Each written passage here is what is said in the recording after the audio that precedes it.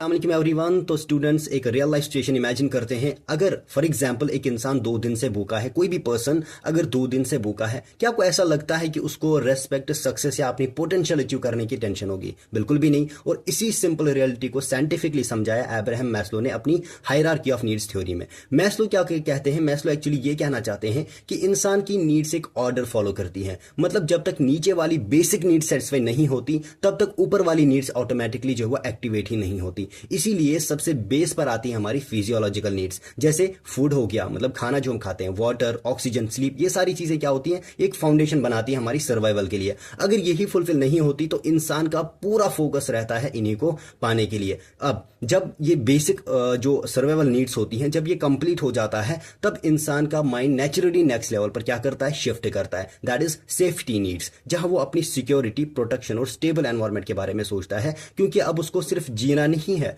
बल्कि सेफ रहकर जीना है। नाउ अब जब इंसान फिजिकली सर्वाइव कर रहा होता है और सेफ भी फील कर रहा है, तो उसकी नेचुरल डिमांड होती है लव एंड बिलोंगिंगनेस, मतलब रिलेशनशिप्स, फैमिली एंड फ्रेंडशिप, क्योंकि इंसान अकेला नहीं रह सकता, उसको इमोशनल कनेक्शन भी चाहिए होता है।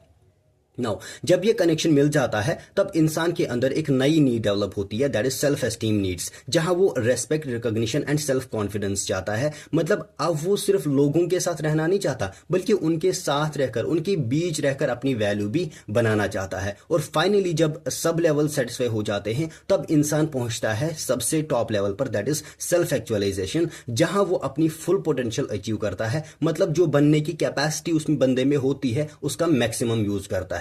तो स्टूडेंट्स पूरा कंसेप्ट आपको लग गया होगा कि ये पूरा कंसेप्ट जो है कनेक्टेड फ्लो में है। सबसे पहले बंदा सर्वाइव कर जाता है, सर्वाइवल के लिए मतलब देखता है, देन उसके बाद सेफ रहना चाहता है, देन उसके बाद रिलेशनशिप्स बना के उसमें रेस्पेक्ट ढूंढता है सबसे पहले, और उसके बाद जो है बेस्ट बनना चाहता है। और याद रखो, अगर नीचे वाली नीड्स जो है वो डिस्टर्ब हो जाती है, तो ऊपर वाली कभी भी स्टेबल नहीं होगी। यही मैस्लो का रियल क्लिनिकल प्रैक्टिकल मैसेज है।